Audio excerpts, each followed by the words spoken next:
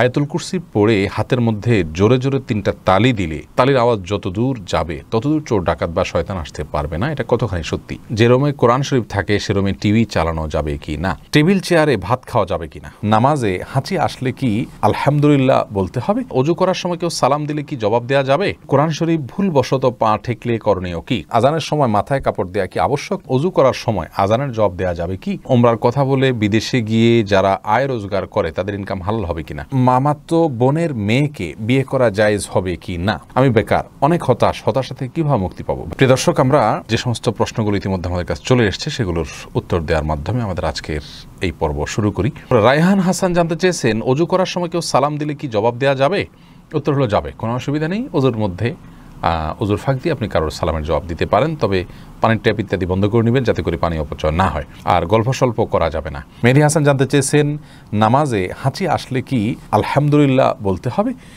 ভাই মেহেদী হাসান, নামাজে যদি হাঁচি আসে তাহলে সেক্ষেত্রে আমাদের কোনো কিছু বলতে হবে না, কারণ আলহামদুলিল্লাহ বলা, ইরহামুকাল্লাহ বলা এগুলো সালাতের বাইরের জন্য প্রযোজ্য, সালাতের মধ্যে এগুলো বলা যাবে না। এরপরে এমডি মুজাহিদুল ইসলাম আপনি জানতে চেয়েছেন, কোরআন শরীফ ভুলবশত পা ঠেকলে করণীয় কি? কোরআনে কারীম এখানে যদি ভুলবশত পা লেগে যায় বিশেষ কোনো করণীয় নেই, তবে সাবধান থাকতে হবে কোরআনের প্রতি অসম্মান যাতে ইচ্ছা অনিচ্ছা না হয়, বাস, এছাড়া বিশেষ কোনো করণীয় নেই। জিয়াউদ্দিন জানতে চেয়েছেন, ভাগিনা ভাগ্নিকে আব্বু আম্মু বলে ডাকা যাবে কিনা? অসুবিধা নেই, এটা সে অর্থে প্রকৃত অর্থে আব্বু আম্মু বলা হয় না, যার কারণে ইন্নামাল আমালু বিন্নিয়াত, তাদেরকে মানে আব্বু আম্মুর মতো মানে শ্রদ্ধার স্নেহের সেই জায়গা থেকে বলা যেতে পারে, কিন্তু পরিচয় দিয়ে আব্বু আম্মু তারা আমার বাবা মা এরকম কোনো পরিচয় তো আপনি দিচ্ছেন না, যদি দিতেন তাহলে সেক্ষেত্রে এটি গুনাহের কারণ হতো। রূপালী বিনতে জামাল আপনি জানতে চেয়েছেন, ফাঁকা দাঁতে ক্যাপ লাগালে বা নকল দাঁত লাগালে অজু হবে কিনা? উত্তর হলো হ্যাঁ, অজু হয়ে যাবে। দাঁতের প্রতিটি চিপায় ফাঁক করে আপনাকে পানি পৌঁছাইতে হবে, তার জন্য কসরত করতে হবে, এরকম কোনো কথা নেই, আর এটা কোনোদিন সম্ভব নয়। প্রত্যেকটা দাঁতের মধ্যবর্তী যে চিপা আছে সেখানে পানি পৌঁছানো এটা কোনো সহজ কাজ নয়, অতএব এটা শরীয়ত আমাদেরকে নির্দেশ করেনি। আল হারজু মাদফু, ইসলামী শরীয়তের একটা মূলনীতি হলো যে জিনিসটা আমাদের জন্য খুব কষ্টকর হয়, যে জিনিসটা আমাদের জন্য খুব ঝামেলার হয়ে যায়, সেটা কিন্তু ইসলাম আমাদেরকে করতে বাধ্য করে না। ফজলে রাব্বি জানতে চেয়েছেন, ওমরার কথা বলে বিদেশে গিয়ে যারা আয় রোজগার করে তাদের ইনকাম হালাল হবে কিনা? যদি যে কাজটা করছেন সে কাজটা হালাল কাজ হয়, হারাম কোনো কাজ করছেন না, তাহলে সেখান থেকে উপার্জিত অর্থ তার জন্য হালাল হবে ইনশাআল্লাহ। তবে তিনি ধোঁকা দিয়েছেন, প্রতারণা করেছেন, তার জন্য তিনি কবিরা গুনাহ করেছেন, এবং এই কবিরা গুনাহ থেকে তওবায়ে নাসুহা করে ক্ষমা চাওয়ার আগ পর্যন্ত ক্ষমা হবে না। আমরা মনে করি যে অপরাধ একটা করে ফেলি পরে মাপ চাই নেব, এটা আসলে কোনো তওবা না। অপরাধ করার পরে লজ্জিত হয়ে নিজের আপনজনকে ভুলে হত্যা করে ফেললে মানুষ যেরকম সারা জীবন সেই পাপের জন্য প্রায়শ্চিত্ত করে, সেরকম প্রায়শ্চিত্ত করতে হবে, এটা হবে তওবা ইনশাআল্লাহ। তখন আল্লাহর কাছে সেরকম গুনাহ থেকে আপনি মুক্তি লাভ করতে পারবেন। অতএব হারাম হয়ে যাবে না পুরো উপার্জন, কিন্তু তওবা করতে হবে। ফাতেমা আক্তার নীলা আপনি জানতে চেয়েছেন, সূরা ইয়াসিন পড়লে মনের আশা পূরণ হয়, এটা কি সত্য? কোন ফাতেমা সূরা ইয়াসিন পড়লে মনের আশা পূরণ হয় এরকম কোনো কথা রাসূল করিম সাল্লাল্লাহু আলাইহি সাল্লামের কোনো হাদিস থেকে আমরা জানি না, এটা সঠিক নয়। সাইফুল ইসলাম আপনি জানতে চেয়েছেন, অজু করার সময় আজানের জবাব দেওয়া যাবে কি? অজু করার সময় আজানের জবাব দেওয়া যাবে যদি আপনি অজুর ফাঁকে দিয়ে ফেলতে পারেন, কোনো অসুবিধা না থাকে, পানি অপচয় না হয়, ফাঁকে দিয়ে ফেলতে পারেন। অজুর সময় তো বিশেষ কোনো দোয়া নেই, অতএব মুখে আপনি সে আমলটা করতেই পারেন। অজুর হাত ধোয়ার সময় এক দোয়া, মুখ ধোয়ার সময় এক দোয়া, পাও ধোয়ার সময়, মাথা মাসা করার সময় এক দোয়া, এরকম বিভিন্ন দোয়ার কথা আমরা জানি, সেগুলো বিশুদ্ধ হাদিস দ্বারাই প্রমাণিত নয়, যার কারণে অজুর ফাঁকে আপনি আজানের জবাব দিতে পারবেন। মেহেদী হাসান জানতে চেয়েছেন, বিয়ের সময় শ্বশুর খুশি মনে কিছু দিলে নেওয়া যাবে কিনা, বলবেন দয়া করে। খুশি মনে দিলে নেওয়া যাবে, কিন্তু খুশি মনটা বোঝা আসলে খুব জটিল, যে খুশি মন কখন হবে।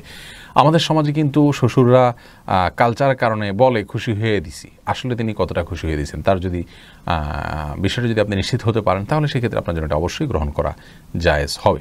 এরপরে ফারহানা হক দিবা আপনি জানতে চেয়েছেন, ফরজ নামাজের সিজদা কি বাংলা দোয়া করা যাবে? উত্তর হলো না, ফরজ নামাজ সিজদা বাংলা দোয়া করবেন না। এমনি সাদ্দাম হোসেন জানতে চেয়েছেন, আমি বেকার, অনেক হতাশা থেকে কীভাবে মুক্তি পাবো? ভাই, হতাশা থেকে মুক্তির জন্য আল্লাহর প্রতি ভরসা করতে হবে, এবং আল্লাহ রাব্বুল আলামিনের নিরাশার মধ্যে কীভাবে তিনি আলো মানুষের মধ্যে সৃষ্টি করেন, আলো দেখান মানুষকে, সেই ঘটনাগুলো পড়বেন এবং মোটিভেশনাল স্পিচগুলো শুনবেন, সেই সাথে সিরিয়াসনেসের সাথে কাজ করবেন। আমরা অনেকেই হতাশ হয়ে বসে থাকি, চেষ্টা ছেড়ে দিই। আমাদের চেষ্টা অব্যাহত থাকতে হবে, পরিশ্রম থাকতে হবে, অধ্যবসায় থাকতে হবে, উদ্যম আমাদের মধ্যে থাকতে হবে। সফলতা ইনশাআল্লাহ পদচুম্বন করবেই। অল্প হোক বিস্তর হোক সফলতা আমরা দেখবো ইনশাআল্লাহ, যদি আমরা সেভাবে কাজ শুরু করি। বেশিরভাগ মানুষ হতাশ হন, তাদের একটা বড় অংশ আপনার যে বিশেষ করে বেকার হতাশ, তারা কিন্তু আপনার সঠিকভাবে পরিশ্রম করেন না। অনেকে ইগো প্রবলেমের কারণে বিভিন্ন কাজ করতে পারেন না। এগুলো সবগুলো ছেড়ে ছুড়ে দিয়ে হালাল উপার্জনের জন্য চেষ্টা করতে হবে। আল্লাহ তাআলা ইনশাআল্লাহ বারাকা দিবেন। এমনি মাহমুদ জানতে চেয়েছেন, মামাতো বোনের মেয়েকে বিয়ে করা জায়েজ হবে কি না? মামাতো বোন সে আপনার মাহরাম নন। যেখানে মামাতো বোনকেই সরাসরি বিয়ে করা জায়েজ আছে, সেখানে মামাতো বোনের মেয়েকে তো অবশ্যই বিয়ে করা জায়েজ আছে, কোনো অসুবিধা নেই। জাহানারা জিনাত জানতে চেয়েছেন, আজানের সময় মাথায় কাপড় দেওয়া কি আবশ্যক না বোন? আজান হলে মাথায় কাপড় দিতে হবে এমন কোনো কথা নাই, এটা আমাদের সমাজে প্রচলিত একটি ধারণা মাত্র। মোসাইব আহমদ জানতে চেয়েছেন, ছোট বাচ্চা মোবাইলে পেশাব করেছে, এখন মোবাইল ফোন পাক করার পদ্ধতি কি হবে? মুছে ফেলবেন, পেশাবের কোনো আলামত না থাকলেই হবে। আর যদি ভিজা কিছু দিয়ে মুছতে পারেন তাহলে সবচেয়ে ভালো, ভিজা কিছু দিয়ে মুছে ফেলবেন যাতে পেশাবের গন্ধ না থাকে। কোনো যদি গন্ধ না থাকে তাহলে কোনো অসুবিধা নেই। যদি কাভার ইত্যাদি থাকে সেটাকে ধুয়ে ফেলবেন, কারণ সেখানে পেশাব শুষে গন্ধ হওয়ার সম্ভাবনা রয়েছে। ইশরাতুস সাদিয়া জানতে চেয়েছেন, 4 রাকাত তাহাজ্জুদের নিয়ম কি? বোন ইশরাতুস সাদিয়া, তাহাজ্জুদের বিশেষ কোনো নিয়ম নেই। অন্য সমস্ত নামাজ আমরা যেভাবে পড়ি তাহাজ্জুদের সালাত আমরা একইভাবে পড়ব। তবে সলাতুল লাইলি ওয়ান নাহারে মাসনা মাসনা, রাসূল আকরাম সাল্লাল্লাহু আলাইহি ওয়াসাল্লাম বলেছেন রাত এবং দিনের নামাজ 2 রাকাত 2 রাকাত। এর জন্য তাহাজ্জুদ 2 রাকাত 2 রাকাত করে পড়া উত্তম। 4 রাকাত একসাথে পড়লেও হয়ে যাবে। 2 রাকাত পড়ে সালাম ফিরে আবার 2 রাকাত পড়বেন। যে কোনো সূরা পড়তে পারেন, তাহাজ্জুদের জন্য নির্দিষ্ট কোনো সূরা না যে এই সূরা পড়তে হবে, এতবার পড়তে হবে, এরকম কোনো কথা নেই। তবে যত দীর্ঘ সূরা পড়তে পারেন, যত আস্তে আস্তে পড়তে পারেন, রুকুতে যত সময় দিতে পারেন, সিজদায় যত সময় দিতে পারেন, রুকু থেকে উঠে দাঁড়িয়ে যত সময় দিতে পারেন, 2 সিজদার মাঝখানে যত সময় দিতে পারেন, ততই কল্যাণ নিহিত আছে। এমডি কাইয়ুম রাহমা এই নাম থেকে আমি যে প্রশ্নটি দেখতে পাচ্ছি সেটা হলো, টেবিল চেয়ারে ভাত খাওয়া যাবে কিনা? উত্তর হলো যাবে। তবে রাসূল করিম সাল্লাল্লাহু আলাইহি ওয়াসাল্লাম সম্পর্কে হাদিসে বর্ণিত হয়েছে, মা আকালা নবী সাল্লাল্লাহু আলাইহি ওয়াসাল্লাম আলাল খেওয়ান কাত্তু, তিনি কখনো খেওয়ানের উপরে খান নাই। খেওয়ানের ব্যাখ্যা অনেকে বলেছেন টেবিল চেয়ার, যার কারণে এটা অ্যাভয়েড করা, বিশেষ করে হেলান দিয়ে তিনি কখনো খাননি, এরকম একটি বর্ণনা পাওয়া যায়। তো যার কারণে হেলান দিয়ে খাবেন না। যদি টেবিলে চেয়ারে বসেনও খুব আয়েশ করে আয়েশি ভঙ্গিতে খাবেন না, এটুকু খেয়াল করা জরুরি। বাকি এটা খেলে যে গুনাহ হয়ে যাবে ব্যাপারটি সেরকম নয়। আফিয়া খাতুন মুন্নি জানতে চেয়েছেন, উচ্চস্বরে হাসলে কি ওযু নষ্ট হয়ে যায়? না, উচ্চস্বরে হাসলে ওযু নষ্ট না, তবে নামাজের মধ্যে উচ্চস্বরে হাসলে ওযু নষ্ট হওয়ার কথা ইমাম আবু হানিফা রাহিমাহুল্লাহ বলেছেন। দেলওয়ার হোসেন জানতে চেয়েছেন, যে রুমে কোরআন শরীফ থাকে সে রুমে টিভি চালানো যাবে কি না? দেখুন, যেই রুমে কোরআনে কারীম থাকে সে রুমে টিভি চালানো, টিভিতে যদি হারাম কিছু প্রদর্শিত হয় সে রুমে চালানো গুনাহ, কোরআন না থাকলে সে রুমে চালানো গুনাহ হবে। অর্থাৎ হারাম জিনিস যদি প্রদর্শিত হয় সেটা সব জায়গাতেই দেখা গুনাহের হবে। তবে কোরআনে কারীম যদি থাকে তাহলে এটা কোরআনের প্রতি একটা অসম্মান হয়, যে কোরআনের সামনেই কোরআনের নির্দেশের অবলঙ্ঘন, সেটা সন্দেহভাবে এক্সট্রা একটা অবমাননা হয়, কোরআনের একটা অসম্মান হয়, সেটা আমাদের না করা উচিত এবং কোরআনের সম্মানার্থে অন্তত হারাম থেকে বেঁচে থাকার চেষ্টা করা উচিত। যদি করেন কেউ তাহলে কোরআনের অসম্মান হবে এবং গুনাহ হবে। জান্নাতুল ফিরদাউস আপনি জানতে চেয়েছেন, আয়াতুল কুরসি পড়ে হাতের মধ্যে জোরে জোরে 3টা তালি দিলে তালির আওয়াজ যত দূর যাবে ততদূর চোর ডাকাত বা শয়তান আসতে পারবে না, এটা কতখানি সত্যি? বোন জান্নাতুল ফিরদাউস, আয়াতুল কুরসি সম্পর্কে রাসূল করিম সাল্লাল্লাহু আলাইহি ওয়াসাল্লাম থেকে একাধিক হাদিস বর্ণিত রয়েছে এর ফজিলত এবং মর্যাদা প্রসঙ্গে। তার একটি মর্যাদার বিষয় এও যে যেই বাসায়, যে ভবনে বা যে বাড়িতে বা যে জায়গায় বসে আয়াতুল কুরসি রাতের বেলায় তেলাওয়াত করা হয় সেখানে আল্লাহ রাব্বুল আলামিন চুরি দাড়ি এগুলো থেকে তাদেরকে হেফাজতে রাখেন। অতএব আয়াতুল কুরসির এটি একটি ফজিলত বিশুদ্ধভাবে প্রমাণিত যে সেখানে আয়াতুল কুরসি পাঠ করলে আর চুরি হবে না ওই রাতে।